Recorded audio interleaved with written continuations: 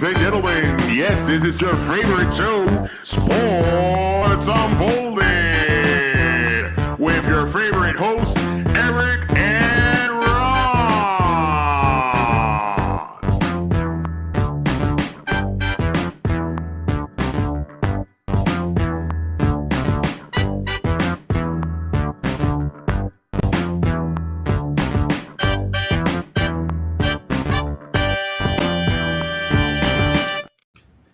Hey, sports fans! Welcome to the best sports podcast on the planet, Sports Unfolded, where we cover all of this week's top sports stories. I am your host, Eric. Main man right over there, Ron. How are you tonight? I'm doing okay. Eric, do you want to know how my week went? I would love to hear especially about it. yesterday. Sure. Talk to me. How I was so excited last Friday about football starting. Yes. I forgot the game was on last night. Are you kidding? You made this big deal and you don't have to wait anymore. Football's back. I just remembered just now. Well, then. So obviously somebody didn't watch the game last night. Oh my gosh. You are too much, my friend. We would love to talk to you as well. So if you are joining us live, please join the chat. Love to talk to you about the topics we're covering, or if there's something else you want to talk about, let us know. We'd love to hear from you. But before we get started, Ron, let's thank those that continue to help us grow and be heard and seen in thousands of ears and eyes. Absolutely. Tonight's show is brought to you by Sprout Co-working. For all your co-working needs, large or small, visit SproutCoworking.com. We also want to thank our good friends there in Dallas, Georgia, 99.1 WDJY-FM. Thank you for the support and putting us on every Saturday at 1 p.m. Eastern Standard Time, as well as our good friends here in Southeast Connecticut, S6E32 Public Access Channel 12. We appreciate the support and putting us on every Tuesday at 10 p.m. Thank you for the support. If you're watching or listening on any of those platforms, please check us out every Friday night at 6 p.m. Eastern Standard Time. Facebook, YouTube, Twitch, Twitter, X, you name it, we're on it. TikTok now. So a lot of different ways you can watch us and listen to us. So we're excited about that. So we're on TikTok? We're on TikTok. I don't know how long it lasts, though. It doesn't seem to go very long. We'll see.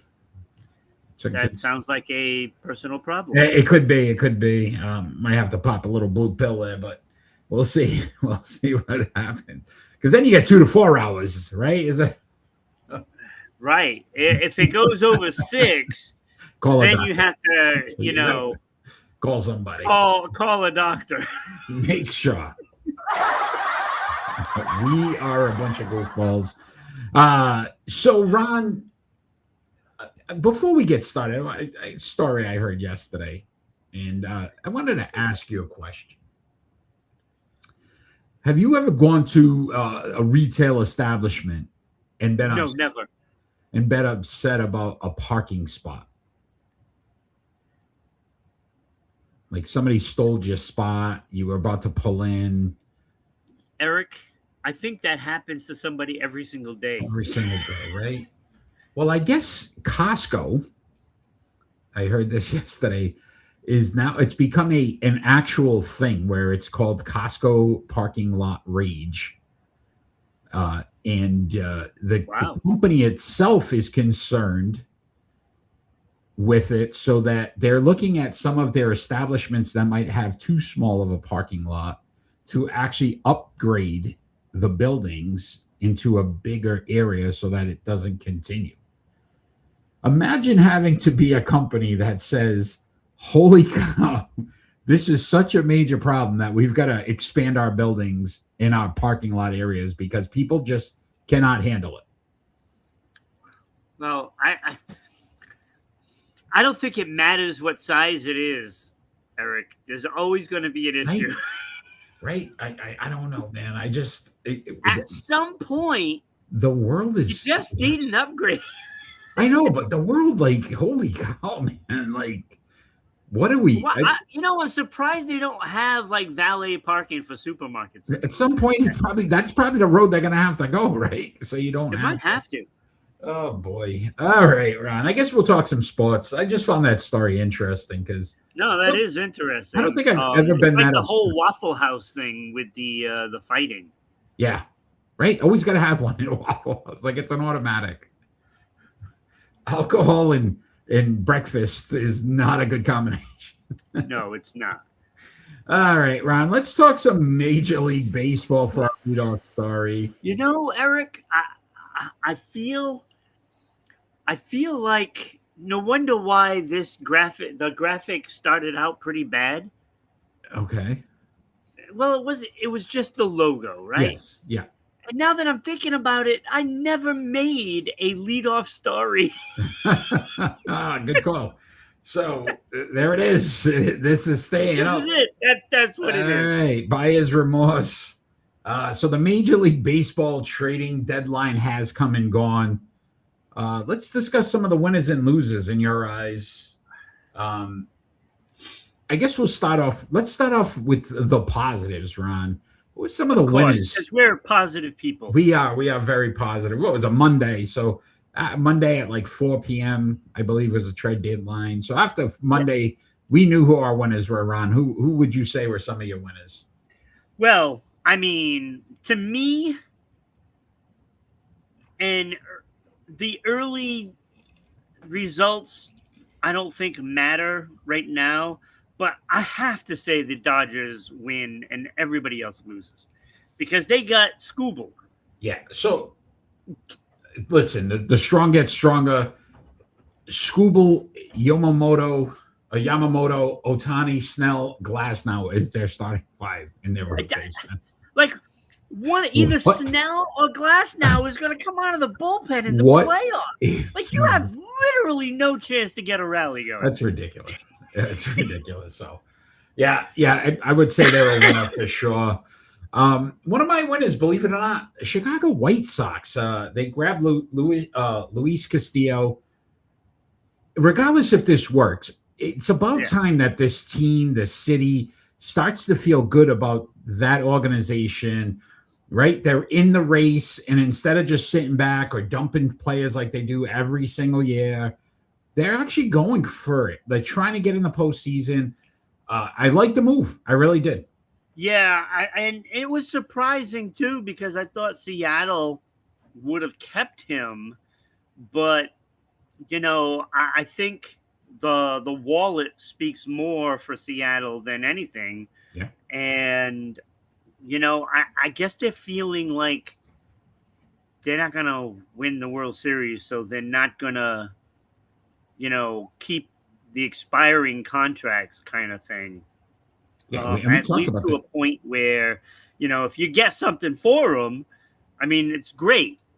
So Seattle and Toronto kind of floated along in that buy and sell kind of thing. Yeah.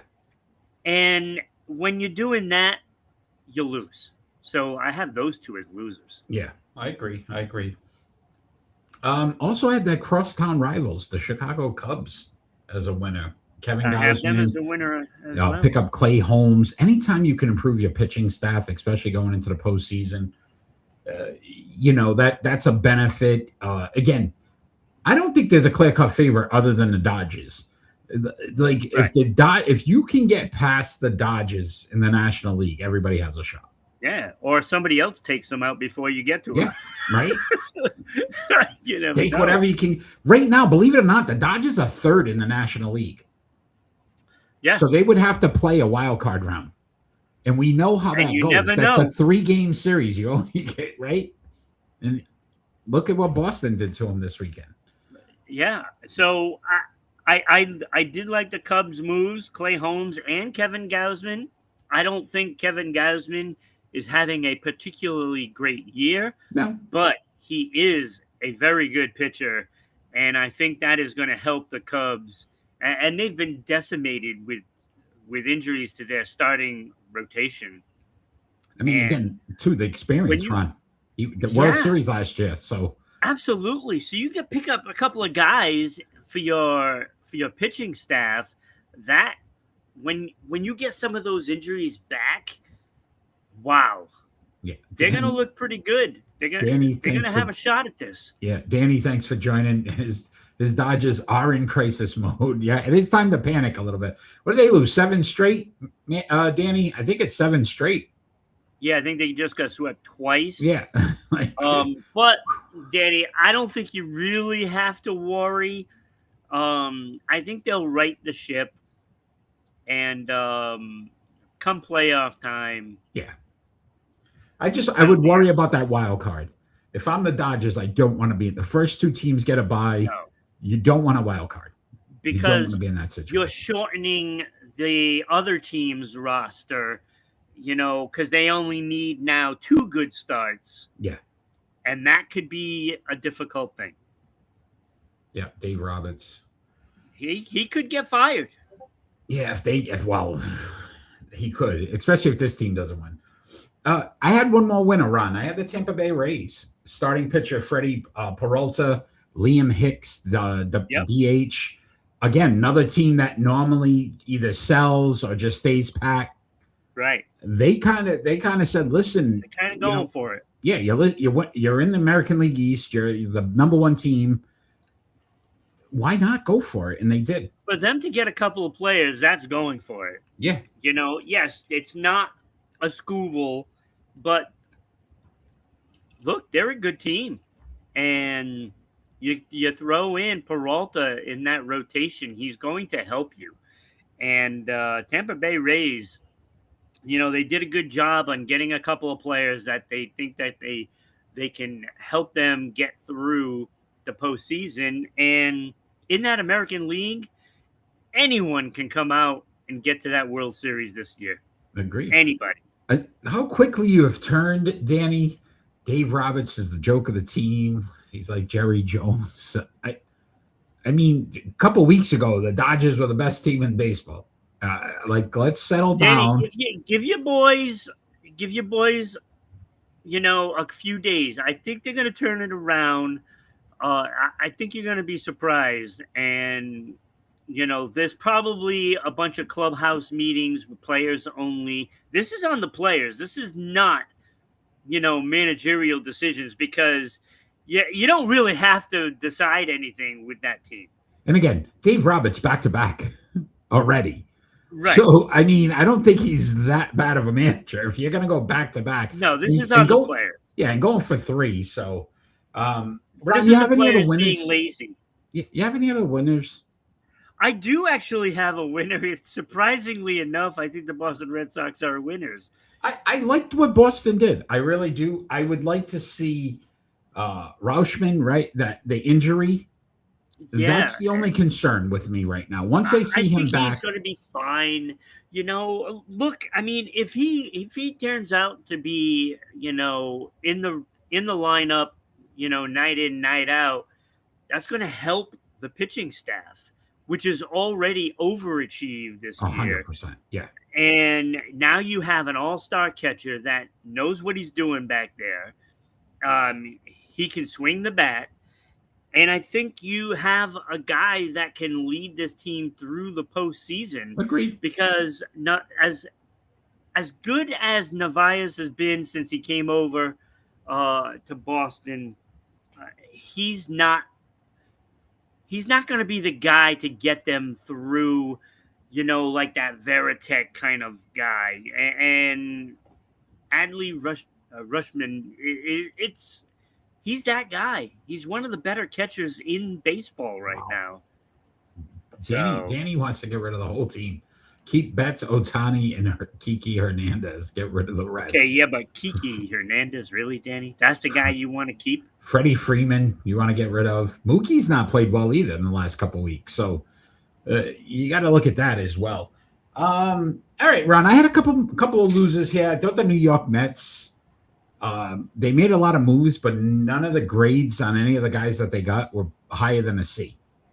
So if you're really trying to get back, we're a train wreck. Get back on track. Get some players that are actually going to be in your organization sooner than later. they didn't get any really big prospects for anything that they gave out. And frankly, I don't think they did enough. No, they did a salary dump. They were trying to get rid of some guys to save Yeah, some but money. they didn't. At They the end of the didn't day, really. They got nothing really. yeah, I mean, it was terrible. I And Mets fans are going to be oh, hysterical. I was The talking rest to of the season. I was talking to a Mets fan the other day, and I said, the funny thing is, you sat back and you made all these moves. You get Soto. And Soto says he went to New York because he wanted to go to a team that wins, and they've actually been worse since he's gotten there. So I just the karma's a letter. We'll just the B word. Yes, And yes, absolutely. and I feel at least your family's got the suite in the stadium, and you're getting some whatever your clothing limit is, but you'll never see the postseason. Also had the Detroit Tigers as a loser, and I really think you lose Scooble, it's probably years upon years before you get a player back or get back to that plateau. So I just don't get it. I think the American League is still wide open where Detroit is acting like they're the Kansas City Royals. And it's inexcusable. If I'm in Detroit, there is no way I'm rooting for this team. There is no way. Because since the heyday when they had Verlander and Scherzer and all of that, and they really didn't have much to show for that. No. And it's like now it's just a dump after a dump after a dump. And the team has played like they're a dump. Yeah, a big pile of dump. That's pretty much what you get there. And it's like, how, as a fan, this is Detroit. This is a big market, and they love their sports in Detroit, Agreed. and it's just embarrassing. Yeah, and they got nothing for it, really. I mean, when you look at that, it's like, why are you not trying to pilfer Atlanta or Boston's prospect pool? Like, why are you not trying to get them? Because there's a lot of good prospects in those two organizations, and you squandered Scooble for nothing. Mm-hmm. Agreed. Milwaukee Brewers.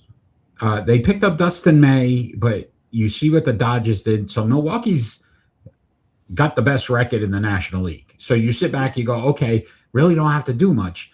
But I also feel like when you look at that rotation that LA now has formed with Scooble, you kind of worry about, they got Miz, the best pitcher in baseball right now.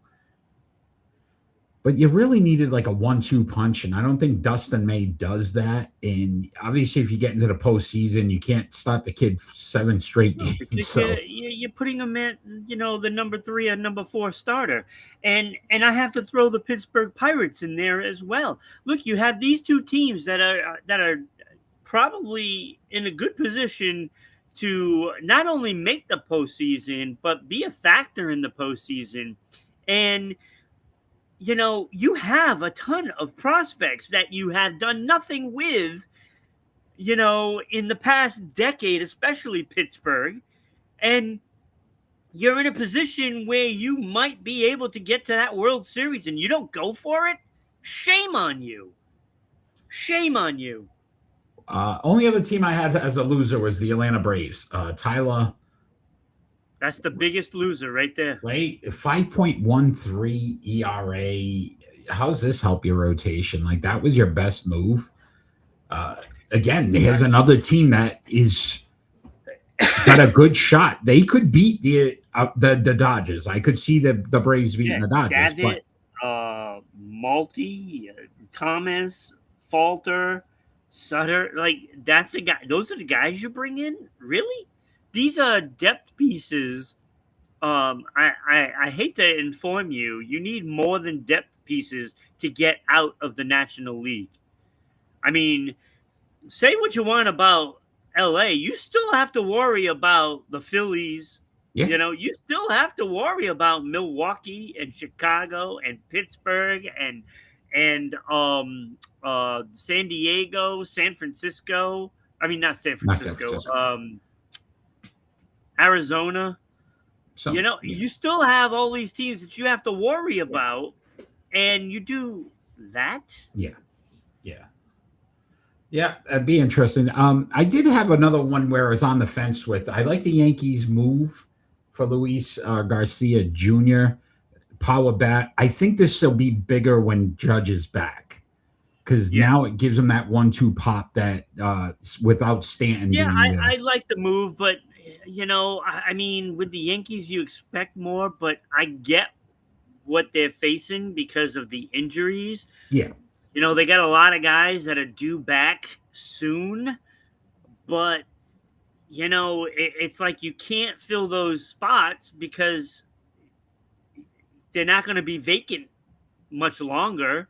At least they hope. Yeah. Judge is starting to do some light workouts, so that's a good sign. Again, the rotations. Get 5 guys back, and it's going to sound like they just made a whole bunch of moves. So I think that's what they were bidding on. At least this kid, you know what I mean? You need a bat. But any other losers, Ron, before we move on? Did you have anybody else that maybe? I know you had the whole rest of baseball. In Minnesota, too. You know, it's like, what are you doing? Like, they don't even know what they're doing. They got Jeff Hoffman. But are you in? Or are you not in? I don't understand it. They just basically stood pat, as far as I'm concerned. They're not in. That's, you know, it just doesn't make any sense. You know, Padres, I thought were sort of winners, sort of. Casey Mize and Robbie Ray, those are 2 big names, but not having great seasons. Not having good seasons. I mean, you would hope that they come in and can change things. That's the wild card, but they're not in a position right now for the postseason. It's going to be tough to get in. There's a lot of good teams out there. There is. Well, we'll keep an eye on some of these moves and obviously talk about them once the season's starting to wind down to see how well they. We'll see you as the moves like Jagger. Hey, good one. All right. Let's talk some NFL, my friend, because Jahmyr Gibbs, running back for the Detroit Lions, is now the highest paid running back in the NFL. So ridiculous. Do you think he deserves it? Why are you handing that out? So he signed a $67.5 million deal, could be up to $75 million over 3 years, $51.5 million guaranteed, and he keeps him under contract till 2030. All right, let me ask you. Is he better than Henry? So I got some numbers for you. Okay. Let's do it. All right. So Gibbs has been in the league for 3 years. All right. Yeah. Here's the top 3 rushes for the last 3 years. All right. Derrick Henry, number 1 at 4,683 yards. Saquon Barkley, 4,107 yards. Bijan Robinson at 39.10. He actually just signed a new deal as well. Jonathan Taylor, 37.57. He just signed a new deal as well. James Cook at 37.52. Kyron Williams at 36.95. And then at number 7 is Jahmyr Gibbs at 35.80. But he has the highest yards per rush at 5.3 and second most touchdowns with 39 in the last 3 years. Only Henry has more touchdowns with 44. So touchdown machine. He's going to get you a first down every 2 carries. He's also 3rd in receptions for running backs in the last 3 years. Only behind Bijan Robinson, who had 198, and Christian McCaffrey, who had 184. He had 181 yards, 181 receptions. So dual threat. I like this move. I like this move for Detroit because I think you had to lock him up now. I Because understand that you have to lock him up. This is the best but years of his career. I don't think he should be the highest paid. I mean, his numbers do speak for it, though, Ron. Like, how much did Taylor and Yeah, so Bijan Robinson and Jonathan Taylor both signed new deals for $22 million a season. Gibbs is now at $22.5 million. So it's a matter of, you know what I mean, peanuts, if you really think about it. I just think it's a big mistake that these teams are putting that much into a running back at this point. So you want the craziest number? So $51.5 million guaranteed is not the highest contract for a running back right now. You ready? Jeremiah Love signed a 4-year, $53 million deal with the Cardinals, fully guaranteed. He has not played a down in the NFL yet. He is at the highest guarantee. When did they sign him? He's a rookie. When did they sign him, though? I don't know. That is absurd.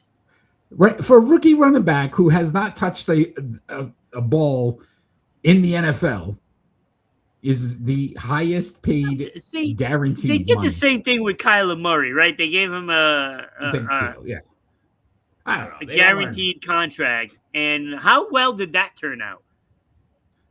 And awful, to your, right? You know what? Here he goes. Would laugh. Here he goes. I would laugh if on the first play in the first game, he blows out his Achilles. Oh, come on, bro. Don't do that to the kid. Come on. We know what happened last time I said that. No, don't do that. Christian Walker taking over his Dallas Cowboys camp preseason game. When's their preseason? Their first preseason game, Danny, the Cowboys. I think overall, I like the move for the Lions. I do. I'm a little concerned with the Cardinals making that move. Yeah, that is just stupidity. But if you look at his numbers and what he's able to do, he's got the highest yards per rush. Yes, and he has the most. Third in receptions. I get second it. in touchdowns. So he's producing. Yeah. I agree with you on the position. It's a little odd, right? Running backs. That's a little much for that position. Running backs. I'm sorry. They're starting to creep up. Running backs are starting to move up on that pay scale. Again. They really are. They are. All right. You want your crazy stat, Ron? No, go ahead. Go ahead. You got more to say. Go. I just feel like, when you're giving a running back that much money, You're asking for I don't trouble. know. There's a lot that could go wrong with that. But I do like them getting more money than some of these so-called receivers that are number twos. So yeah, I think the pay scale in the NFL is it's out of whack. So bad. And honestly, I think running back should be paid higher early. They're in there all the time. Yeah, higher early like this. Like Gibbs to me, 3 years in, pay him his money, because that means by year 7, 8, he's already on the decline. So he's not going to get another big deal. Like, give these kids the money early. Let them get the big payday, because it's not like a quarterback or wide receiver where these guys 5-6 years down the road are still getting money. Yeah. Yeah, I guess. All right. Crazy stat, Ron. Bring up your potato guy, Sputnik. Josh Allen is currently the highest total guaranteed money in the NFL. $250 million guaranteed. Josh Allen, number 1. Next highest, Ron, that is a non-quarterback, Aiden Hutchinson at $141 million. Guaranteed. Not bad to play only 4 games every year. Right? Like, holy cow. So quarterback's obviously going to be the number 1 dominant in that category, but Aiden Hutchinson. So we talk about all these wide receivers, cornerbacks, everybody that's getting all the. Aiden Hutchinson has the second highest guaranteed money in the NFL at 141. They're not liking that right now. Yeah, listen. And you can't do anything about it because it's guaranteed. Guaranteed, my friend. All right, Ron, we're going to move on to our starting five.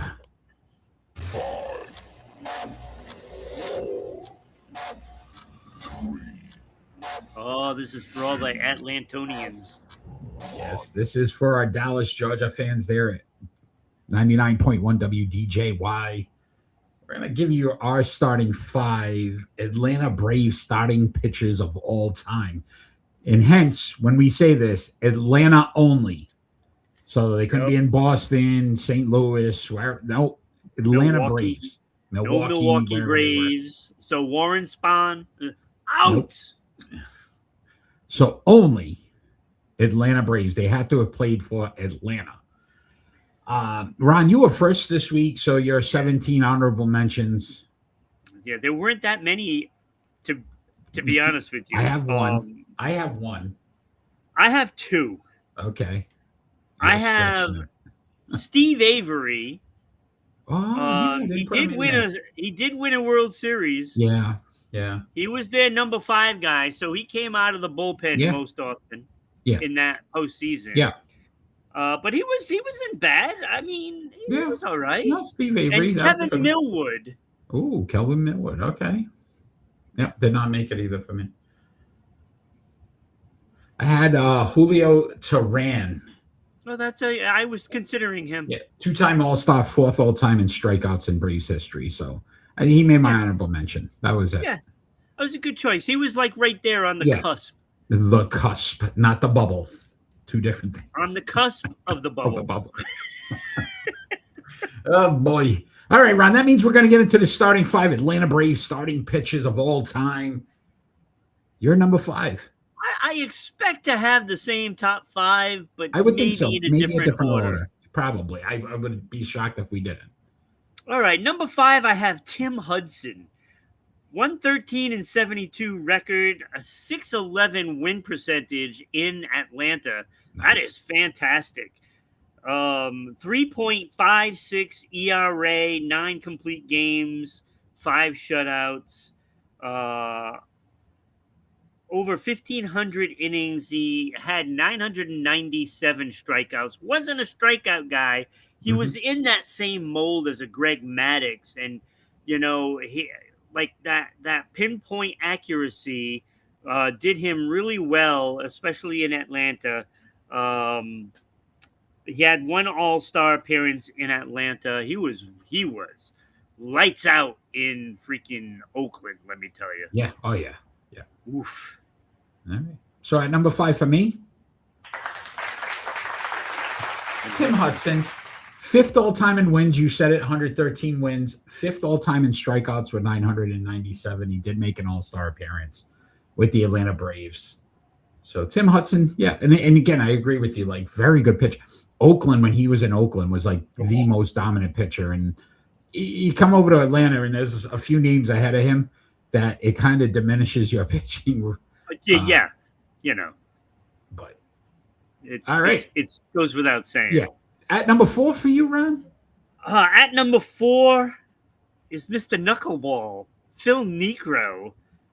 He could have been a lot higher, but I don't think his win percentage was good enough for me to go higher. 268 and 230 for a 538 win percentage, but a 3.20 ERA was fantastic.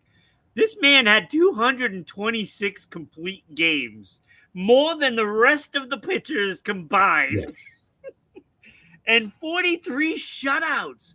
People couldn't hit his knuckleball. Yeah. And probably his spitball too. Hey, they didn't cheat back then. Just saying. 4,622.1 innings pitched. He had 2,900 strikeouts, 4-time All-Star, 5 Gold Gloves.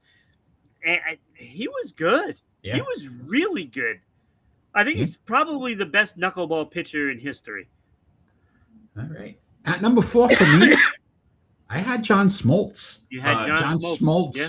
3,011 strikeouts. It's his first in Atlanta Braves history. So he has the most strikeouts for any Atlanta Braves pitcher. But you got to kind of count that relief thing too. So that probably up those numbers a little bit. 210 wins, third all time, 8 All-Stars, a Cy Young, a Silver Slugger, a one-time NLCS MVP, and he did have that one championship in 1995. So I went John Smoltz. Yeah, I got a feeling we swapped 3 and 4. Look, John Smoltz was a fantastic pitcher. As a reliever, he did it for 4 years as their closer.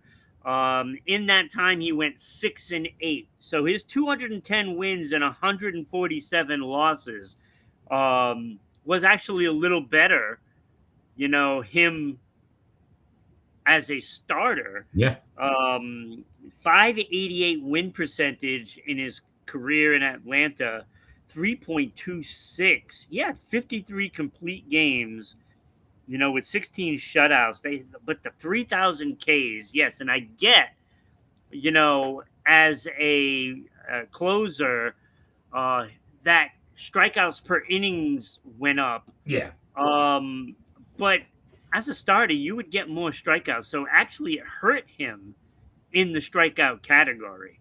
But with that, I still went with John Smoltz ahead of Phil Niekro, only because he did get a World Series and a Cy Young Award, 6-time All-Star, and a Silver Slugger.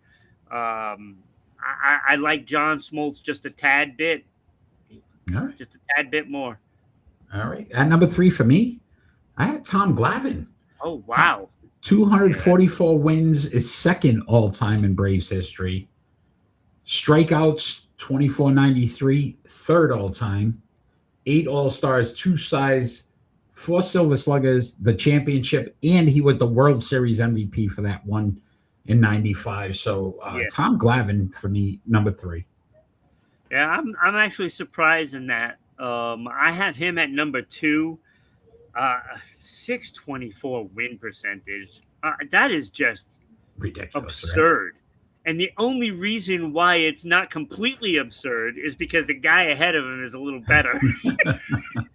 3.41 ERA, 52 complete games, 22 shutouts, 3,400 innings pitched, 2,000 strikeouts, and so again, not a strikeout pitcher, but what they do so well in Atlanta is ball placement, and that saves a pitcher's arm, and you can go deeper into a game. Yeah. And they were perfectionists at that in Atlanta in that time period.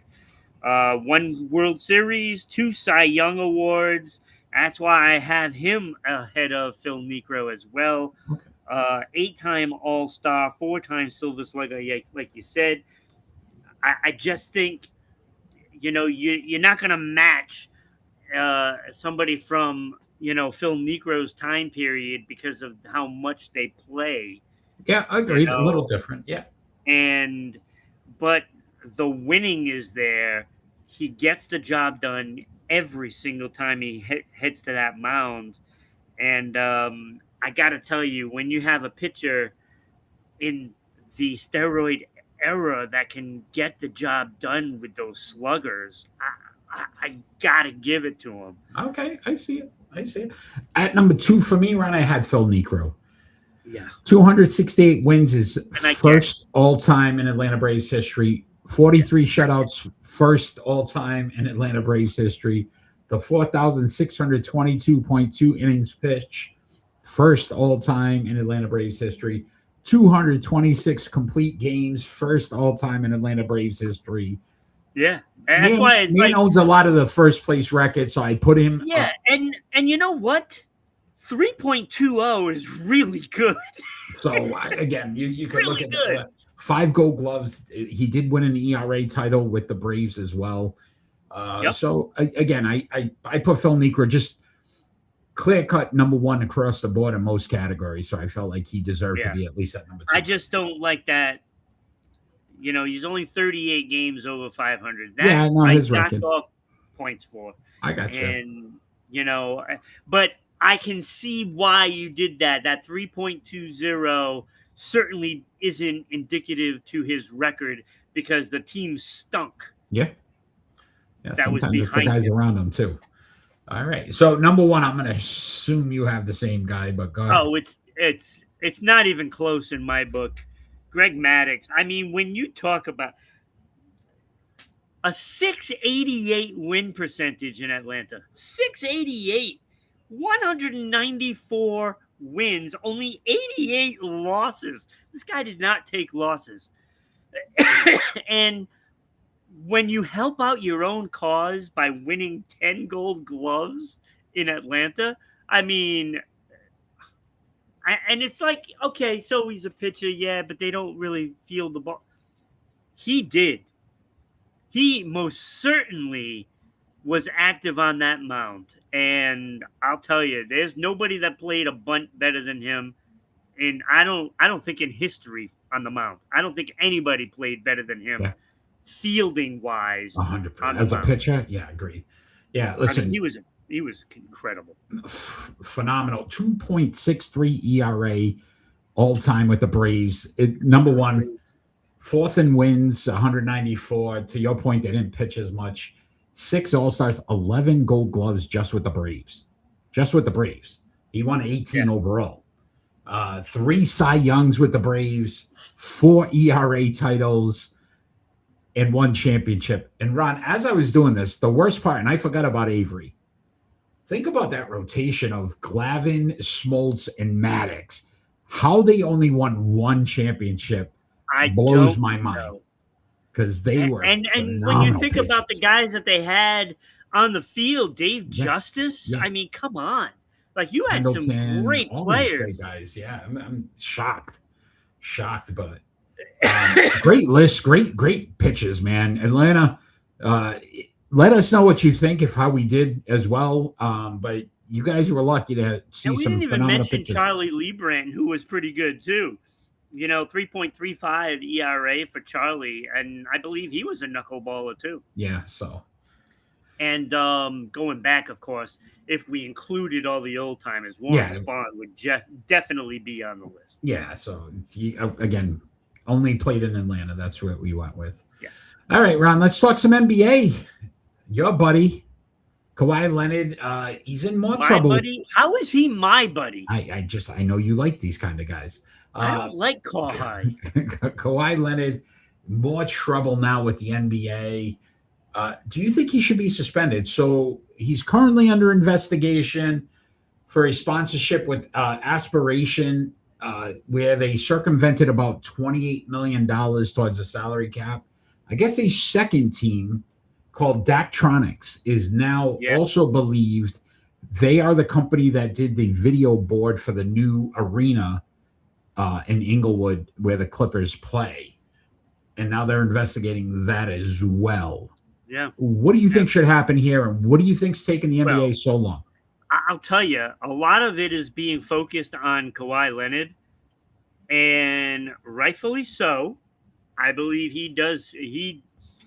Look, I would love the NBA to fine him the amount from those contracts, because first of all, it's dirty money. It's really dirty. And I'm not forgetting the fact that the LA Clippers really need to be, punished harsher. I think they should lose a number 1 pick the next 5 years, and then also be fined as well, and a penalty towards their salary cap. I can't believe I'm going to say this, I almost feel like the NBA should force Steve Ballmer to have to sell the team. And absolutely. I understand that the last owner, and it was completely different, and there was racial issues and things of that nature. But if you're going to play this game, and not to do it once, but now to try to do it twice, and Ballmer actually put in $50 million for Aspiration to start that company, you're going to play dirty ball all the time. Like, I can't see this guy not. We've already known that he wants to try to win a championship at all costs, because he was just trying to buy players, bring players in, do all this stuff. Yeah. if you're going to play this game, you're going to have an edge on every other organization in the NBA because there's no way that they can compete. Yeah, I could sign you for $50 million, but if you're going to give me an extra $25 million on the side under the table, that is not fair basketball. Eric, I will go further as well because I don't feel like they're the only team that's doing it. I'm sure when more you will come start out. looking at some of these rosters on teams, and I'm going to throw Philadelphia out there. Ooh. Now, I'm not saying they're doing anything wrong. I'm not saying that. But when you look at that roster, it's pretty hard to believe that they can afford all of those players on their cap. And I'm sorry, I just don't buy it. And it's not just the NBA. I think it's happening in the NHL with Tampa Bay and Florida, especially. I wouldn't be surprised if Colorado is doing similar things, because when you look at these rosters, it's like, how are they fitting this under the cap? And then when you look at the playoff, money, it's like the rosters are over the cap. And how are they pulling it off? And I don't understand it, especially when you have the salary cap. And I know there's ways around salary caps in the NFL, but that's not the same thing in the other leagues. And I'm telling you, there is a lot of dirt that needs to be uncovered because I think a lot of teams are doing it. And then we talked about this last week, I believe. The Raptors are probably the biggest loser in this whole deal because now they're sitting around, not even sure if he's going to be able to be traded, if he's going to get suspended. Right. What's happening there? Buyer's remorse. So, yes, right. Because you talk about, damn, and then why would you want to go to, it's almost like they got rid of him now when all this stuff started to come out. Because I think they were trying to, get past it and not let it be known. Sweep it under the carpet. So, I think the NBA is taking a while on this. And my fear is, to your point, they're going to find more. Yeah. And the more they find, to your point, now it starts going to other organizations, and now they start looking at those deals. And this is getting ugly in the NBA, and this is not a story that I'm sure they want out there. No, but it's going to get out, and there's going to be some hungry reporter out there that is going to uncover the truth one way or another, and I think it's ugly, and they should really come down on, especially the Clippers. Like you said, maybe force him out, take away draft picks. I mean, you got to really hammer the Clippers in this, and likewise the player. Yeah. To your point, a $20 million fine's like a chump change. Right. You don't think other owners will start to look at it and go, oh, well, I guess I could, for $20 million, what's the worst that could happen? Or do they make it a point to say, listen, do this, you could lose your team?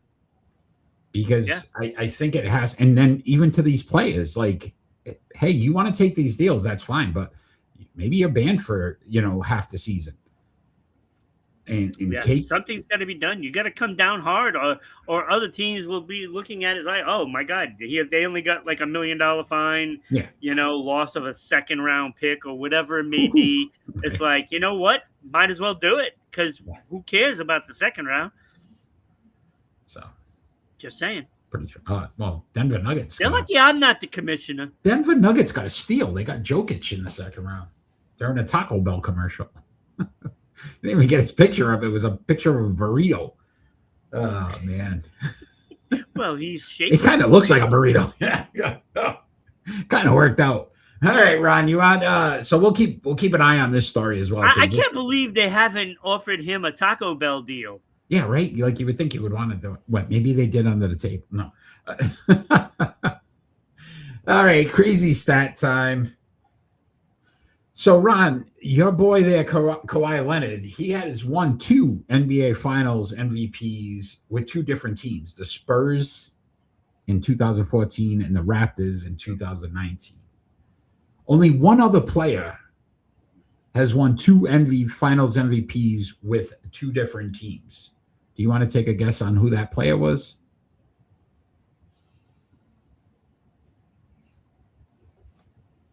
That's a good one.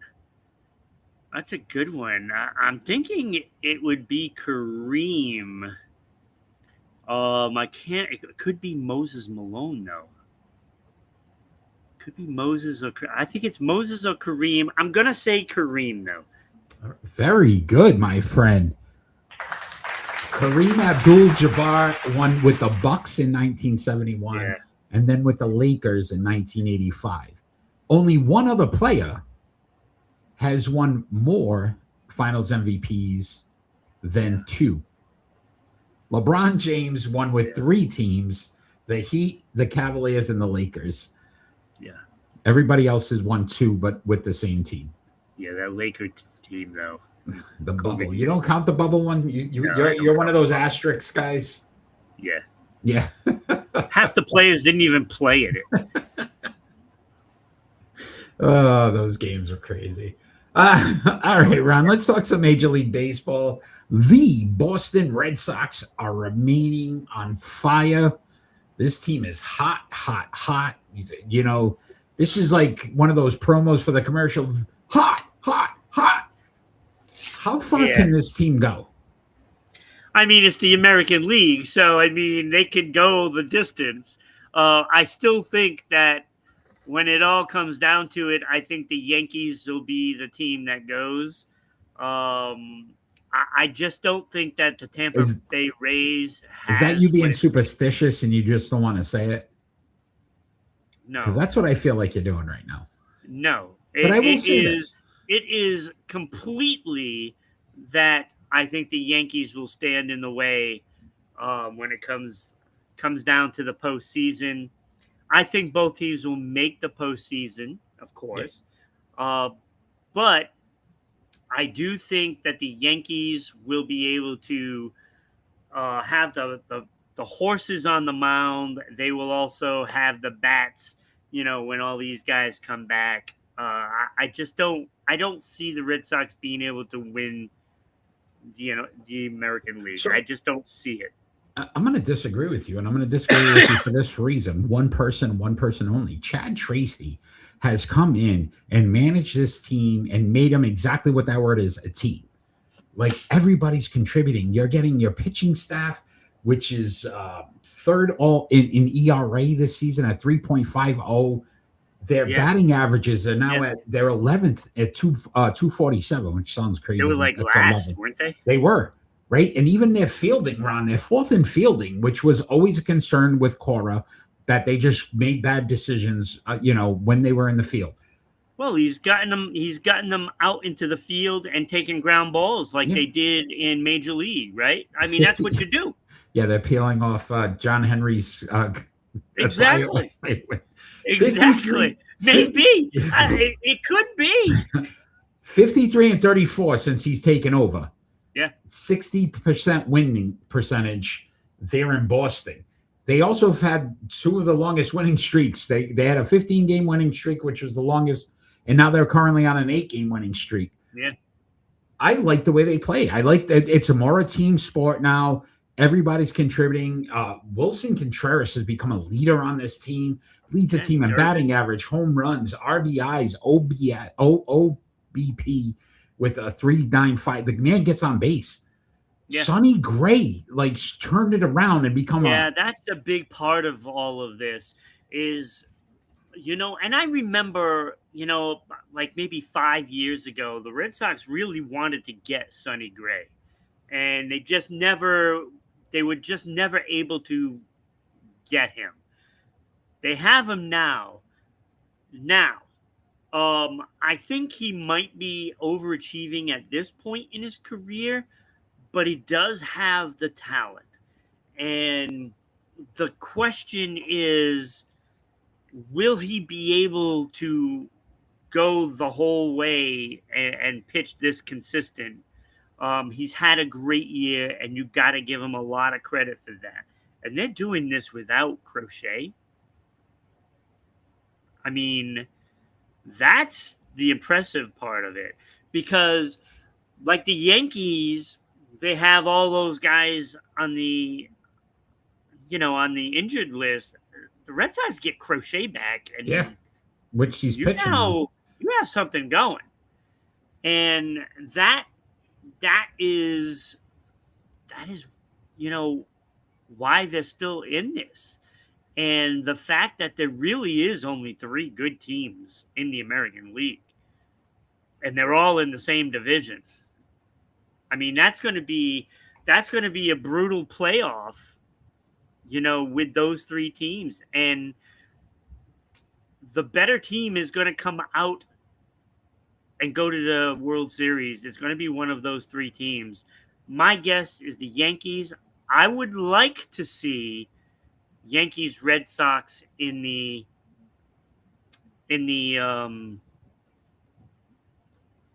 conference, the American League Finals. That I mean, that's what everybody wants to see, right? I mean, you gotta want to see that, because we haven't seen it in a long time. So I gotta say, it is nice to see that they're playing like this, but I'm just waiting for that negative piece. I think the shoe to drop, right? But I'm telling you, man, you got to look at if you think about the championship teams that the Boston's had, that's it. Like they were all just grinders. They were like this. You know what I mean? It don't matter if you're ahead, if you're down. They make the plays, right? Like they're just like cowboy up, chicken and bear, right? All that stuff of all of a sudden this team. It's like, and I'm not a Red Sox fan, and I'm going, wow, like how did they turn it around? Because Trad Tracy has made them a team. He's made them play together, care about each other, pick up the next guy. To your point, Sonny Gray, who is 36 years old, you would like he's probably and the rookies that they've brought in, you bring down Roman Anthony because you're like, forget it, kid. You don't want to play. We're gonna get guys that want to be on this team and want to contribute. I'm telling you, I'd be surprised if this team does not make a run in the postseason. Yeah, and that a lot of the stuff was said with Meade, with his injury, which is absurd. Yeah, it's not really a surprise that it happened, but he'll be back in time. Now the question of whether he'll be able to swing the bat with some power will be, a big question mark. Get Rushman back. But, you can't bring him off the bench, until pinch hit he situations. Is ready. Right? Yeah, pinch hit situations. Listen, don't be surprised, Ron. And I'm not a Red Sox fan, but I like Yankees, this team. That's what I'm looking for. I hope I hope they get the opportunity to play for the pennant. I hope it's not like first round kind of thing, and that could happen. Yeah. All right, Ron. Crazy stat time. 2 teams in Major League Baseball history have had the longest win streak in postseason history. Would you like to guess which 2 teams they were? I mean, when you think about it, shouldn't it be the Yankees? I mean, it should. But why do I feel like it's going to be some obscure team? You know what I'm saying? Like it'll be like the Cubs or something that did it way back in like 1900. I'm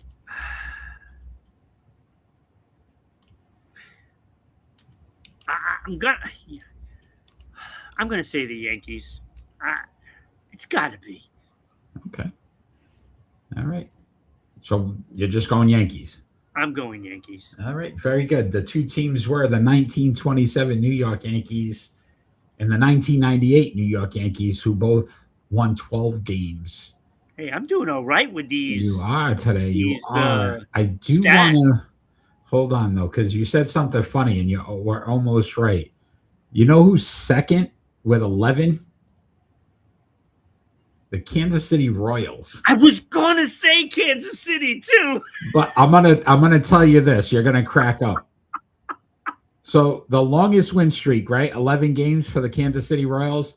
They did it in 1985 and then again for 2014. So they went like 30 something years without even winning or getting to the postseason. And then they won probably a couple games. 85 was the George Brett. Yeah. But kind of funny. The recent one, 2011, that was like, you don't even know who was on that team. Oh, jeez. Yeah, then the Yankees come in again. Then the A's and the Giants. Red Sox had a 9-game from 07, 08 that season. All right. We know that year. Before we get into our split decisions, you want to thank those, our good friends with that almost news, sometimes new, was new. Once new. All right, tonight's show is brought to you by the once new 990 WBOB radio page, offering links to your favorite Providence shows, including this one, Sports Unfolded, and the Brian Bulldog Sports Hour. Also want to thank our good friends there in Dallas, Georgia, 99.1 WDJY FM. Thank you for putting us on every Saturday, as well as our good friends in Southeast Connecticut, S6E32 Public Access Channel 12. Thank you for putting us on Tuesday nights. We appreciate the support. All right, Ron, it is split decision time.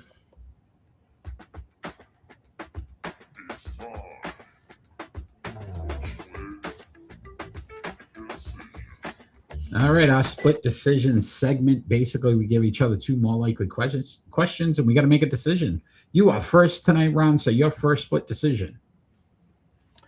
Okay, so the first one I'll do is football. Ooh. Who will more likely be the best signing for the Las Vegas Raiders in 2026? Kirk Cousins, Tyler Linderbaum, Nakobe Dean, or Kwity Paye, defensive end? Dean gets hurt a lot, so I'm not going to go Dean. I don't even know the other kid. I'll be honest. Kwity Paye? Yeah, I don't. I don't know who he is. He signed a huge contract. Huge. Like $35 million or something. Hey, they had money to burn. So that leaves me Cousins and Linderbaum. Cousins is, I just think he's 6 to 8 games, and then it's going to be Fernando Mendoza. So I would go Linderbaum. I think he's going to be an all-pro. He's probably the best center in the league. So I'll go Linderbaum. I think he's going to be their best signing. Isn't that amazing how it's a center? Center, right? But you got to build from the line out anyway. That's always been my theory. So, all right, Ron, your first split decision. Is it more likely that Kyrie Irving remains with the Dallas Mavericks or gets traded to the Philadelphia 76ers, which has been a big rumor? Him and LeBron back together again. Is there another option? There were a few other teams, but they're saying it's probably not likely to happen. I'm going to say he's going to stay. You think he stays in Dallas?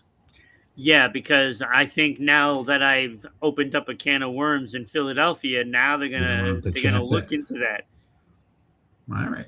Yeah, let me see if I can get the other two. There was 2 other teams. So he's gonna shy away from that. I'm not going there. I don't want to get into a storm. And besides, Pistons and Timberwolves are also the other 2 teams that are rumored. And Pistons and who? Timberwolves. Ooh, now Timberwolves. LaMelo Ball. Anthony, him, yep. I like that. I don't buy it with Detroit. Yeah, especially with Cade Cunningham, because he wants the ball. Yeah, that's why. I'm like, there's no way they do that. But I can see Minnesota doing it. Yeah. But I think he's going to stay there. Look, he hasn't had any controversy for him. In Dallas, yeah. In Dallas. And I think he just should stay there and, see what happens with him if he's healthy this coming season with Flag. Yeah, I agree. I would like to see them together. All right. So he stays in Dallas. All right. Your second split decision, Ron. All right.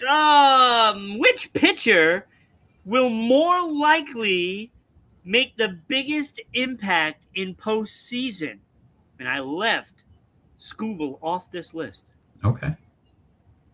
Casey Mize of San Diego, Kevin Gausman of the Cubs, or Eric Miller of Boston? Oof. I'm gonna Mize, you said, right? First, San Diego. For San Diego. I don't think they make the postseason, so he's out. So I'm going Gosman and Miller. Who makes a bigger impact in the postseason? Oof. Listen, I think National League, I don't think is as open, so I could see it being Miller because I think Boston and the American League, that race is so wide open. Even if the Yankees get back all the injuries, there's still tendencies where they're not a winning club. They just can't figure out how to win. So I could see it being Miller, honestly. Where I think Gausman, you might have to face the Brewers, the Braves, the Dodgers. It's true. There's a lot of teams there that you'd have to get over. So I'm going to go Miller. Wow, that's pretty interesting. A relief pitcher at that too. Yeah, listen. He's a good pitcher. Yeah. Oh, is that the big guy? The big dude? That's the big guy, right? 250 something pound dude. Yeah, is that him? So. Yeah, right. I think so. All right, Ron, your second split decision. Is it more likely wide receiver Stephon Diggs matches his reception total of 85, has the same number of receptions or less receptions now that he's a member of the Washington Commanders? Is he going to have 85 receptions, more, less, or the same? I'm going to say less. I think he gets less. Because he's got to share the ball with McLaurin. Ooh, Terry McLaurin. Good call. You know, that's a nice receiver. Duo. Right, that's a nice duo. Oh, it is a nice duo. Like, I like that duo. Diggs, though, very good hands, and he will get you those tough yards. 85, huh? He could do that. Wow. That's going to be close. I'm going to say less, though. He'll have, like, one less. Way to go out on a limb there, Rob. 84. No, like, I think McLaurin's going to get his. Yeah, that's a good call. He's got that speed. You know, Stephon Diggs doesn't have that burner speed, you know, like he did when he first came in. You know, he had all the weapons, right? You know, but those hands, I'll take those hands over most receivers in the league. Yeah. And that's with the big guys too, all the big ones, he's right? Got great hands. He does. All right. That was split decisions. Nice job, buddy. That was a good one. That was a good one. Let's talk. I like that one because it's intriguing, especially if, you know, your young quarterback performs like he did a couple of years ago. Yeah. Jaden Daniels now versus Drake May, right? That division's wide open. Yeah, I think so. I think this could be Dallas's year. You heard it. It could be. You laugh. 30 years. I mean, it's time. Win that division. 30 years. It's been time. I think it might be time. All right, Ron, let's talk some NHL.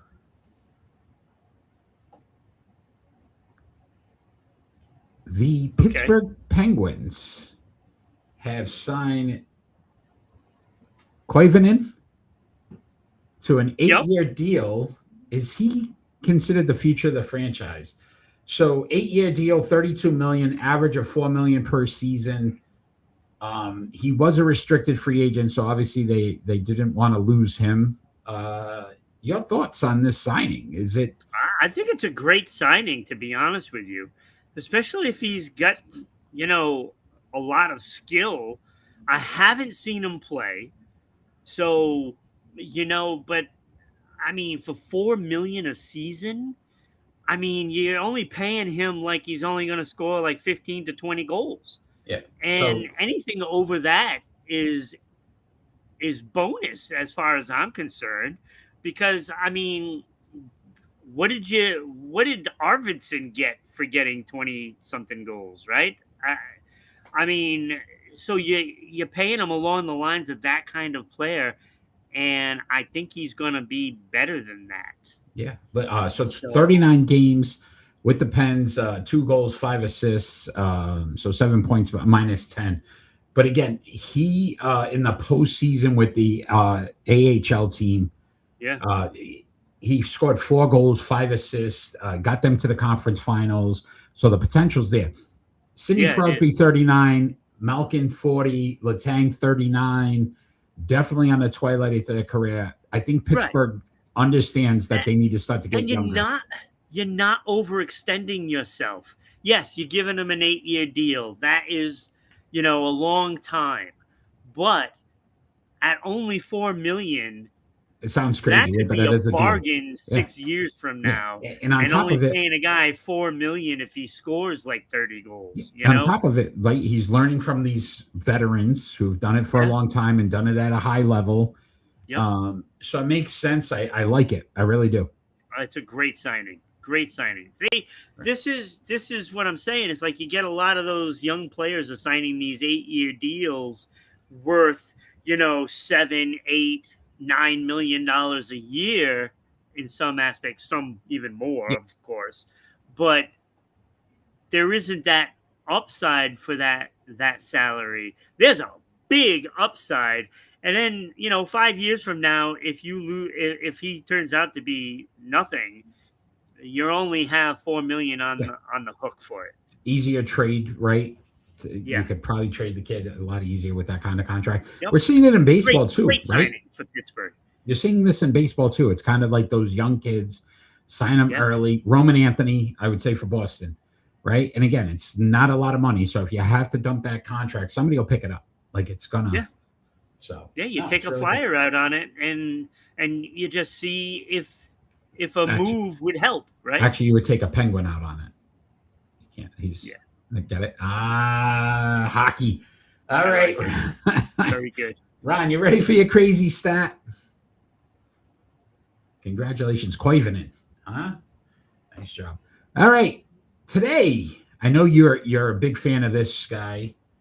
Today is August 7th, Ron. It is Sidney Crosby's birthday. Oh. He turned 39 today. Nice. So Sid the Kid has scored 1,761 points in his NHL career. There are 12 other NHL players, Ron, that share August 7th as a birthday. Wow. In the NHL. All time. So if you're born today, go play hockey. All time, there have been 13 players born on this date in the NHL, Crosby being one of them. The other 12 players, Ron, have scored a combined 437 points all time. So Sid the Kid, I think, by far, 4 times. You got some of those names? Oh, I could look them up again. There was only one other guy that was really good, or not even really good, but like, that would be what I want to see. Let me see here. Jake Allen, goaltender. Jake Allen, Jonathan, Philippe. Troy Derouvel. Oh my God, these guys are not good. Yeah, I think the most goals. McAndrew. Oh my Lord. So pretty bad. Adam Wilsby. So if you're born this day and your name is Sidney Crosby, great hockey player. The other guys, the rest of you all stink. So, Jake Allen is about the only guy on that list that's of any use. So kind of crazy. Seriously, like, he's the only guy that's of any use. The rest of them all stink. Crazy. All right, Ron. It is pick and roll time. It's time for pick and roll. Wait for this one. All right, tonight's pick and roll. These quarterbacks all had a 33 touchdown season, but Drew Brees also in the Hall of Fame ceremony tomorrow. So we said let's celebrate Drew Brees. Sure, that's what you did. So these quarterbacks would be Drew Brees, Brett Favre, Jim Kelly, Warren Moon, Vinny Testaverde, and Y.A. Wouldn't Tittle. you just do New Orleans Saints quarterbacks? I think we actually already did that. But and I don't think we could really. I think they've had like two that are actually worth talking about. All right, Ron, you are first tonight. So your pick and roll. We're going to rank these guys from 6 to 1. So you can start us off. All right. No surprise here. Vinny Testaverde is number 6. Him and his 90 wins and 123 losses. I mean, in all fairness, though, that Tampa Bay. He was also with the Jets, too. So, Yeah, so wow. poor guy. You play for 2 bad franchises. Most of those wins probably came with the Patriots. Didn't he play a couple of games? Well, he didn't win 90 games with the Patriots. No, he didn't. He didn't. Yeah, he was number 6. I don't even think it matters. He did go to 2 Pro Bowls, though. Right? Go Vinny. The only guy on the list is not in the Hall of Fame. Oh, such a shame. Wow. And the more I learn about the numbers of this guy, I have him at number 5, Warren Moon. I'm not sure he belongs in the Hall of Fame either. Warren Moon, 102 wins, 101 losses. He got in because of his Canadian football as well. Yeah. Because they gave him. That's the reason. Yeah. 58.4 completion percentage, 7.2 yards per attempt. I don't care how many yards these guys do because they're all from different times. You go by the yard per attempt. 291 touchdowns, 233 interceptions, 9-time Pro Bowler. I don't know how with that win-loss record. He did get an NEA MVP, though. Yes. I'd rather have the AP MVP, but... Hey, it's what is the NEA? I don't know. National something award. National Eatery Association? You made me look up a lot of stuff today. So he was number 5. Number 4 is Y.A. Tittle, one of the best names in football history. 78-50 record. Newspaper Enterprise Association. What is it? Newspaper Enterprise Association. So newspaper writers. Yeah, basically. so it's basically a writer's award. As opposed to Associated Press. Yeah, because they don't write anything. Thing? They don't write. Maybe it was called NEA. So Y.A. Tittle is 4th, 7.5 yards per attempt. I don't like his touchdowns per interception ratio. 242 touchdowns, 248 interceptions. But the man won 28 more games than he lost. So that's something that Warren and Vinny couldn't do. He had 7 Pro Bowls, 3 All-Pro. So 3 times he was the best quarterback in the league. That's 3 more than Warren and Vinny. He also was an AP MVP once, an NEA MVP twice, and a UPI MVP twice. I'm guessing UPI was replaced by the PFWA or whatever. Press all of Industry. these wacky ones. I like AP. Just now you want to give find me the AP. All right, hold on though. Go ahead. I'm gonna check UPI. There should be an app for that. It's standard for it doesn't even UPI NFL Player of the Year is what it was. United Press International. Oh, so it's more it's the same thing. They're all press, Associated Press. That's ridiculous. No, that's the United Press. What's International. PFWA? Oh. Come on, man. It's got to be something to do with writers. PFWA. Professional Football Writers of America. See? It's the same people voting. It's the same ones. I can't. You're not gonna have one of them. Oh, I'm gonna. Hey, I'm you gonna go. vote for this When guy. did you go oh, jump wait, on? For this, I'm gonna vote for him, Yeah. and for that one, I'm gonna vote for this guy. You go. Thanks for trying. I didn't even know you were on, buddy. Sorry. Anyway, All right. Back to the list. Kittle. Number 3 for you. Number 3 is Jim Kelly. Right there, center stage. Great quarterback. Got there 4 times. Buffalo didn't do enough to get the big win, but he got there 4 times. And 101 wins, 59 losses, 60.1 percentage for completions. 7.4 yards per attempt. 237 touchdowns, 175 interceptions, Hall of Famer, 5-time Pro Bowl, 1-time All-Pro. I do got to ask you. I got to ask you a question. Jim Kelly, you're like almost there. Counts, right? It's pretty close. If you were one number off on your lottery ticket, do they still give you the prize? I mean, is that how that works? A little different. Just a little bit. Okay.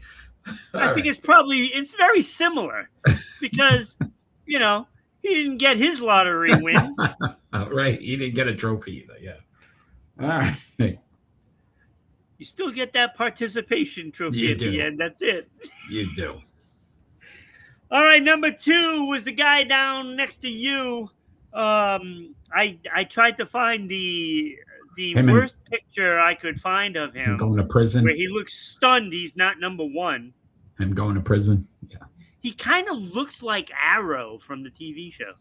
What did he get diagnosed with, too? He has something now, too. I don't know. He has something. Yeah, it's called ripping off old ladies. Oh, Parkinson's. Yeah, he was diagnosed with Parkinson's. Yeah, go ahead. It's funny how you have one guy with Parkinson's that nobody likes, and then you have one like Michael J. Fox that everybody loves. Oh, it has something to do with you being a scumbag. That's right. Well then, Brett Favre at number 2. You know what? Just because of that, you're number 3, Brett. Jim Kelly's number 2. All right, but number 1 is Drew Brees. To me, this was not a tough decision.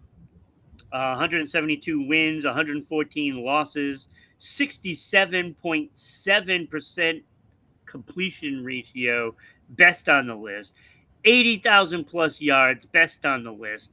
7.6 yards per attempt, best on the list. 571 touchdowns, best on the list. 243 interceptions. So, I mean, that's a good ratio, even though you have a lot. But that's okay. It's still less than Brett Favre. A Super Bowl champion, 13-time Pro Bowler, 1 All-Pro, also a Super Bowl MVP.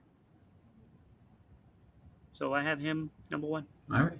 So originally when I was making this list, I was going to make it extremely difficult because other quarterbacks that had 33 touchdown seasons, Peyton Manning, Tom Brady, Ben Roethlisberger. So maybe we do that one. So. Man. So those 3 are the top 3. Those 3 are the top 3. But it was Drew's day, man. He's getting into the Hall of Fame. So we were like, let's we did something shady. We did a LA Clipper. We're going to call them, when you do something shady, the Clippers. All right. At number 6, I agree with you. Vinny Testaverde. Holy Toledo. 33 games under 500. Yikes. Boy. In a 6.9. He had 33 touchdowns. In a 6. Even though it's supposed to be 32, but that's in a 6.9 yards per attempt, which was worse. So the guy didn't even get it past 7 yards ever. Yeah, I know. All right. I did. This is where we differed. The only one. Y.A. Tittle I put at 5 because I didn't like the touchdown to interceptions. And that was the only thing. When you throw more interceptions than touchdowns, I'm going to knock you for it. So 242 to 248, Y.A. Tittle. So that put Moon ahead of him, even with the one game over 500. That spells Moon. Because 291 for touchdowns, more than Tittle, and 233 in interceptions, less than Tittle. And but you play to win the game. I do like saying Tittle as well, so that kind of reason I'm going to keep doing it. After Tittle and Moon, wait a minute. Now it really sounds weird. I did go Jim Kelly at 3. Tittle and Moon. I did go Jim Kelly at 3. And again, if this man had won one, at least one, he probably would have been considered like an elite quarterback. But the fact that he lost off, I feel bad. I do. At 2, I went Brett Favre, but I agree, not the greatest person in the world. But Drew Brees, I believe it was scumbag. Yes, it's a scumbag. Just for the record, I did go Drew Brees at number 1, though. 172 wins. That completion percentage, 80,000 yards. I think he's second all time to Tom Brady in yards. So, not a bad man to be second behind. Yeah, he had a great career. He really did. If you think about it, I mean, if he didn't have that injury back when he was with the San Diego Chargers, right? Then he went to It was between Miami and I think he might have been a little better off. But all right. I mean, if Tom and Peyton wasn't in the league, he probably would have won at least 2. Yeah. Yeah, I felt bad too, right? Like 1 All-Pro. Because Tom Brady, Peyton Manning. What are you going to do? Like, it's like, yeah, they're going to take a majority of those. 1 All-Pro looks horrible. Yeah. 1 championship. That's it. And I don't even know if he really won that Super Bowl. Because that was against the Colts, right? And that was Peyton Manning, like, puked all over himself. All right, Ron, it is Hall of Fame voting time. So first and foremost, let's congratulate Michael Strahan for getting in. We couldn't get an NBA coach in. Nobody could make a decision on that one. But it is now time for you. Get your phones out if you're watching on a computer. Scan this. I never have my phone with me. Scan this QR code. And for tennis right now, Steffi Graf, Monica Seles, Martina Hingis, Zena Garrison, and Lindsay Davenport. Those are all good players. I believe. And times. Right now, Lindsay Davenport is leading over Steffi Graf and Monica Seles. Wow, that turned. Yeah, so no Hingis, no Garrison right now. But scan this QR code. Cast your votes right now. I'm checking in right now to see if we got any scanny scans. No scanny scans coming in. All right, and for hockey, Ron, have at it. Jean Reitel, Guy Lafleur, Bobby Clark, Daryl Sittler, although on the poll it says Daryl Sutter. But if you're a Daryl Sittler fan of Toronto Maple Leafs, which you're probably not, Bobby Hull is the final option. If you're not voting Guy Lafleur, I don't know what you're doing. So right now it's a tie. What? Guy Lafleur and Jean Rattel are tied. I'm stunned. Guy Lafleur should be running away with this. This is his second attempt. Daryl Sutter and Bobby Hull each have a vote. Bobby Clark only one without a vote. Like, Guy Lafleur lost to Phil Esposito. And now he's got potential to lose again to Jean Reitel. Wow, that's stunning to me. Guy Lafleur is one of the best of all time. Of course, so is Bobby Hull. And, well, yeah, that's about it. All right. So scan those. It'll bring you to the website as well, and you can look at all the members of the Sports Unfolded Hall of Fame. So check that out. I'm a Bruin fan, and I still didn't I So still check wouldn't that vote Jean Rito. So check it out. All right, Ron. Prediction time. Last week, Hugo is back on here. I saw him just pop up again. Hugo 5-1 last week, back over 500, my friend. So I'm glad you're on because we got to 78. There you go.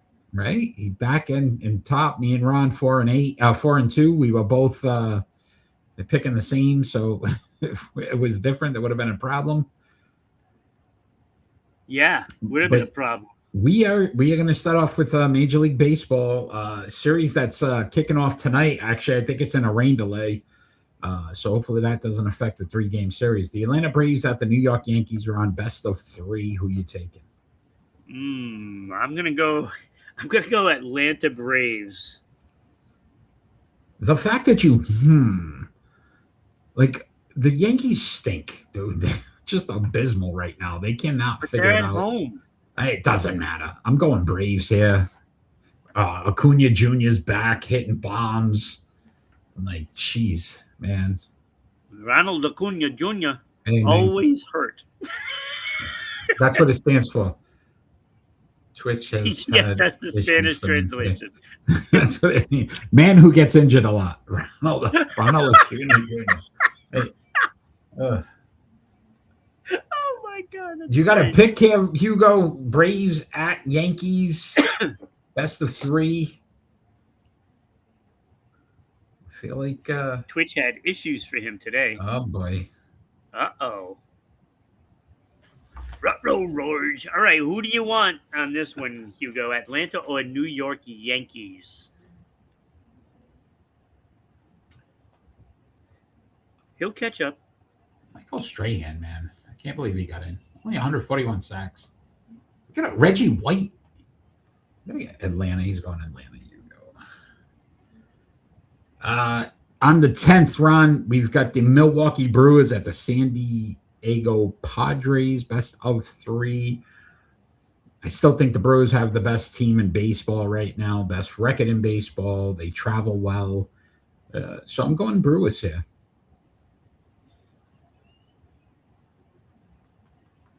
I'm going to go Milwaukee as well.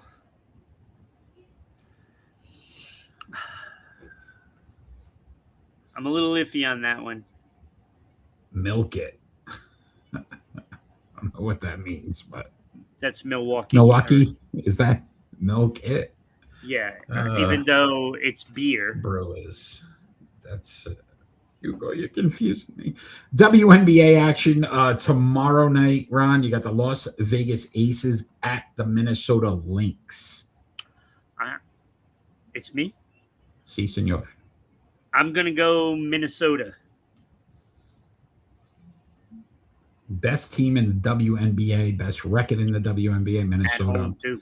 At home. I'm going Minnesota here as well. The Lynx. Give me the Cats. Hugo there as well. There seems to be another common thing going on again today. Yeah, we're trying to win here. On the 11th. Try to catch up. On the 11th, I'm more a mustard relish guy myself. 8-11, you've got the Liberty at the Indiana Fever. I don't like the way the Liberty have played this season. They're hot and cold. The Fever, honestly, really good at home. So I'm going Fever here. Yeah, I think I'm coming down with something too. So I'm going to go with Fever. Oh, boy. A little warm. Yeah, don't get sick, buddy. I mean, I'll tell you what has developed is the Cunningham, Caitlin Clark duo. Yeah. Man, they're on like a mission or something. It's the revenge tour this year. I like Hugo even gives me the Rhode Island accent there. Fever. So we're all the same so far. We've got Ron football this Thursday again. If you want to miss it, you got the Indianapolis Colts visiting the New England Patriots. Both teams' first preseason game. I'm not missing this game, Eric, unless it's on a different channel because Patriots like to do that during the preseason. You notice that? Mhm. They put it on some Yeah, stupid like 59, my W, RITV or whatever the heck it is. WCTX or something. Yeah, it was something stupid, and then I miss it. But I'm gonna figure it out. I'm gonna figure it out. All I'm right, watching all right, this game. I all don't care right, if I'm going to a bar to do it. all I'm right, going buddy. to watch the game. Have a couple brew crews. That's right. Yeah. And I'm gonna take New England. Hugo's going New England. Give me Pats. Give me. Let's go, Pats. Let's go. They're going back to the Super Bowl this year. Listen, man. So I went to training camp. I got to tell you this story real quick. So I went to training camp, and you could go afterwards, and they had like Patriot mystery boxes. You donated some money to the Patriot Foundation, and then you get a mystery gift that is autographed. You don't know what's in the box. It's like 7 all over again. What's in the box, man? So I do it. I have my wife pick out the bag because I'm like superstitious. I'm gonna pick the wrong stupid bag, right? So she picks the bag. We get to the car. I open it up. Super Bowl MVP James White signed helmet. Let's go. What? Let's go. I was like, yes. What? Yep. Yes, sir. Yes, sir. Wow, that is a Right? great one, Right? Eric. I was so pumped. I'm like, James White, holy cow. Yeah, right? because like I know what the way you looked at it. You looked at it, okay, if my wife picks it out And it stinks. and it's I something blame her. that stinks, you just blame it on her. Exactly. But it was really good. So then I was like, you're awesome, babe. Like, you're the best. Right. And now she's like this Yeah, god. Yeah. You And know? and on top of it, she snuck in the crowd and got Pop Douglas to sign the hat. Oh. Yeah, she did pretty well there for me. She did pretty well. All right. No, that's nice. Oh man, he was phenomenal. He was James phenomenal. White. She got me miss James him. White I miss helmet, Pop Douglas.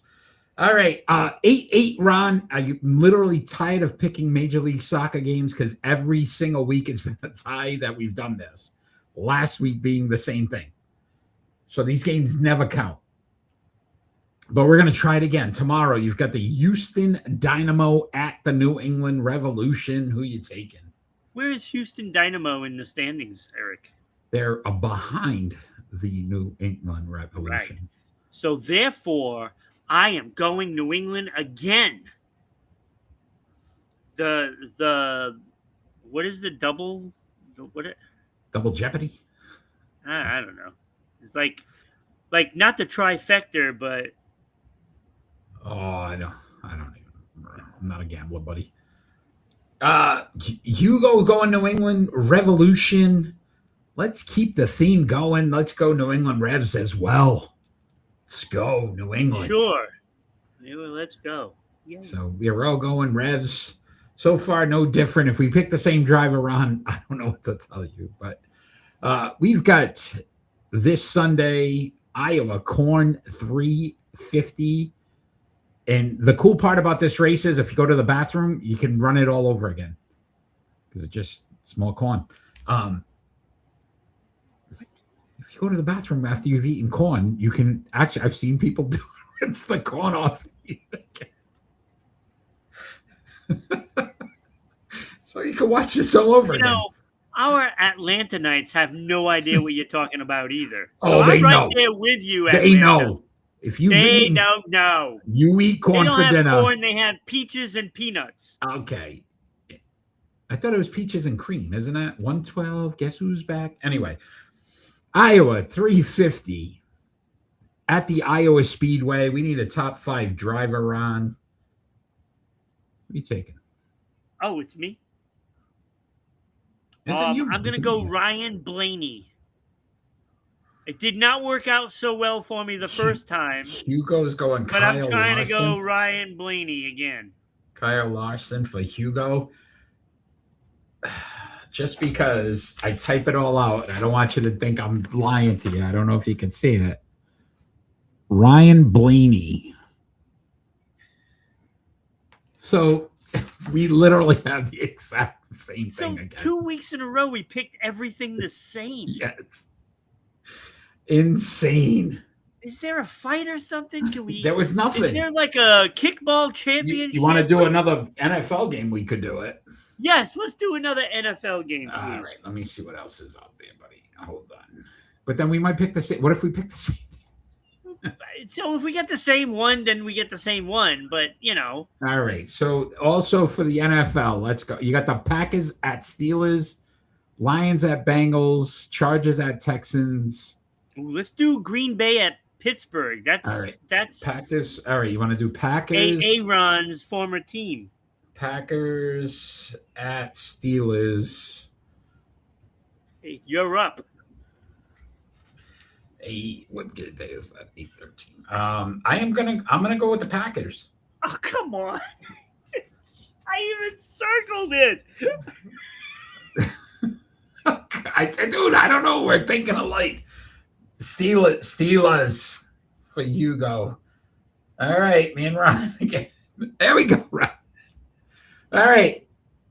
You know what? No. I'm gonna go. No. You can't do it. I'm doing it. I'm gonna go Pittsburgh. You are such a okay. I'm going Pittsburgh. Look, crossing out this All right. thing. Okay. All right. Eric. Now All it's a right. freaking mess. All right. Let us get into our final thoughts. And our final thoughts don't necessarily have to be anything sports related. It could be about anything happening in the world today, Ron. You are first tonight, so your final thoughts. Well, Eric, you ever watch Happy Days? Sunday, Monday, happy days. Right. Yeah.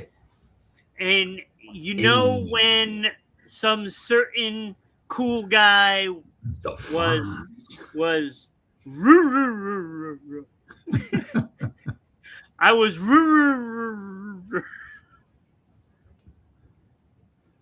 well, I was wrong about what the Sox would do at the deadline. Holy cow. So I was they did not do what I thought they were going to do, make it look like they were going all in. They actually did went all in. They did. And so I kind of, sort of, owe them an apology.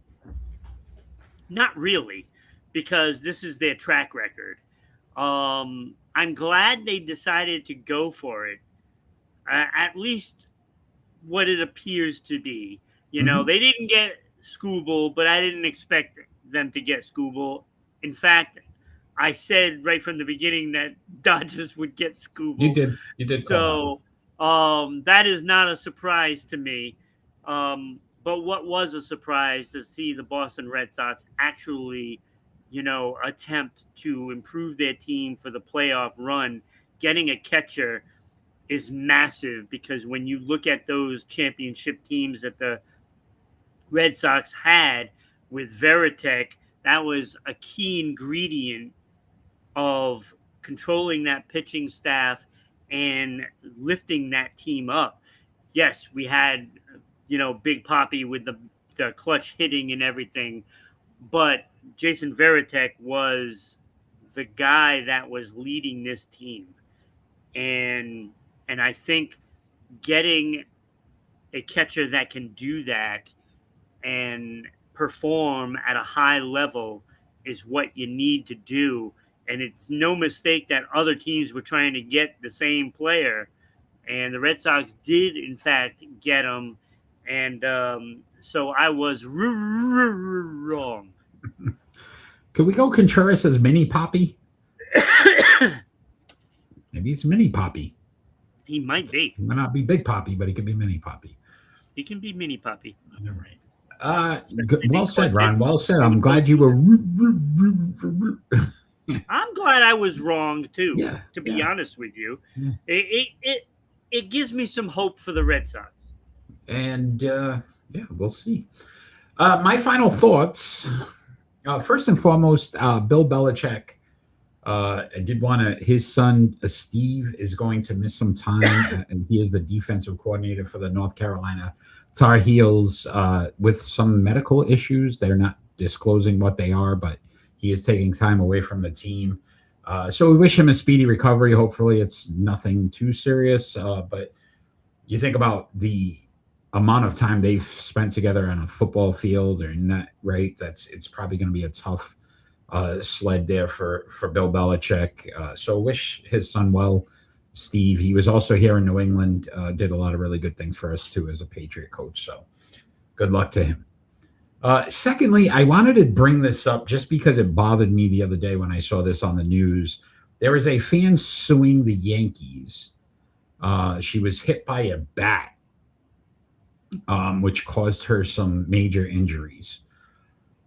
It went over the netting. First and foremost, it was a Cleveland Guardian player that was swinging the bat when the bat came out. So I don't understand why you're suing the Yankees. On top of when you go to these games, they announce it pay attention during the game, that there are balls that could fly into the outfield, there's bats that could come. A lot of things can happen. If you don't want to get hit by a bat, don't attend the game because there's a chance. And the fact that you're going to sue, which is probably going to raise ticket prices, which is ultimately going to raise the pricing in the concession stands, which is going to make giant nets have to go up where you can't enjoy the game. Like, why does the first thing everybody think about doing is suing? And you look at the New York Yankees, billion-dollar corporation, and like, oh, we're suing. That's why they're doing it. Exactly. And it's sad because it's ultimately going to get thrown out of court, Eric. I hope so. Because they do have a warning. Several times they'll say it. You know, and you know what? You're not paying attention. This is somebody that's out for a money grab, and they sue in hopes that the team, because they have so much money, will just settle for some, like 10 grand or whatever it is, and just give it to them, right? But that's not the way it works. And a judge is going to see right through it and throw it out. And again, sue the Guardians then. If the Guardian player is the one that did it, if you're going to... Yeah. It's like you get beat up on the street and you sue the guy walking down the road that had nothing to do with it. Like, I'm suing this guy because he was there. Sue the guy that the road is named after. Yeah, you know what I mean? Like, what are we doing? But that's my final thoughts. Ron, it's been a fun show. I want to thank Danny for joining us live. Hugo, as always, joining us live. You guys are great. If you're going to watch us afterwards, please like, share, follow our social media platforms. Check out the Sports Unfolded website to see the Hall of Fame inductees. We're so excited every time. Cast your votes as well. One last time there for tennis. If you're interested, cast your votes for one of them to get in. Lindsay Davenport leading that currently. And Jean Rattel and Guy Lafleur are tied currently in the NHL. So cast your vote if you want one of those guys to get in. Ron, we get to do this all over again next Friday at 6 p.m. Eastern Standard Time. Hopefully everyone out there will join us. Everyone that watched us live, continue to join us. We love you. Ron, I had fun, man. Thank you. Another great show. We appreciate all you bring to Sports Unfolded. And all we ever ask for at the end of every single show is that we finally get peace on earth. Have a great night, everybody.